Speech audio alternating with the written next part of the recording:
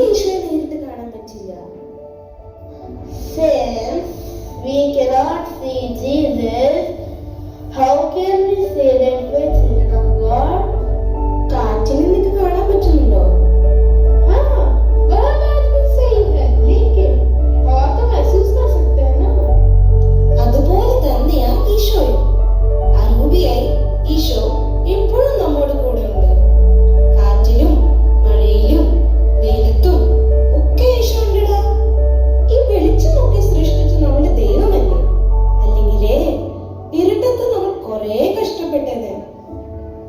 എടാ, ഈശോയെ അനുഭവിച്ചറിയണമെങ്കിലേ വചനം വായിച്ചും പേരൻസിനെ ഒബേ ചെയ്തും പ്രാർത്ഥിച്ചും ഫ്രണ്ട്സിനൊക്കെ ഹെൽപ്പ് ചെയ്തും ഈശോയുടെ കൂടെ ആകാൻ പറ്റും. എന്നാലേ അത് എങ്ങനെയാ സാധിക്കുന്നതെന്ന് നമുക്ക് കണ്ടാലോ?